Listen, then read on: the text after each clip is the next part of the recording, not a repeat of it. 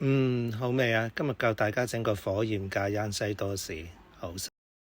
今日呢個西多士呢係非常之容易整嘅，大家準備好未？預備啦！我哋開始整呢個西多士啦。材料方面，麵包1包，咖椰適量，雞蛋2隻，零糖3茶匙，火龍果1個。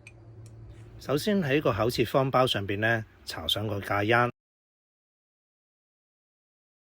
好，跟住將個方包切成4件。跟住呢，打2隻雞蛋落個碗度，跟住我哋用叉發勻佢。好，然後將切好嘅方包呢就放落去浸啦。咁記住啊，每一邊都要均勻咁浸晒嘅，唔好一條邊。如果唔係一陣焗嗰時係最爆口噶啦。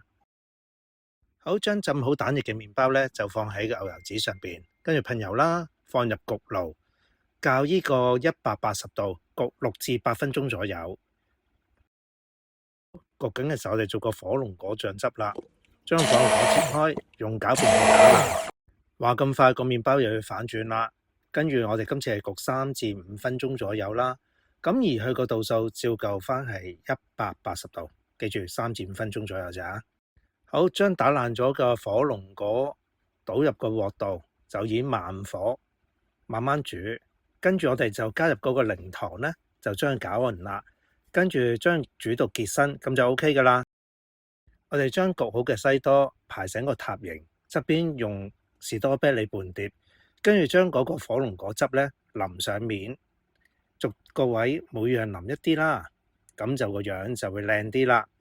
跟住呢，我哋再用筷子喺側邊畫出一啲花紋，個花紋隨得自己中意啦。咁樣樣就搞掂噶啦。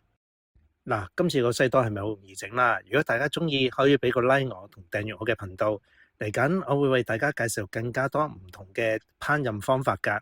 如果大家有咩意見，可以留言話翻俾我聽啊。希望大家中意，拜拜。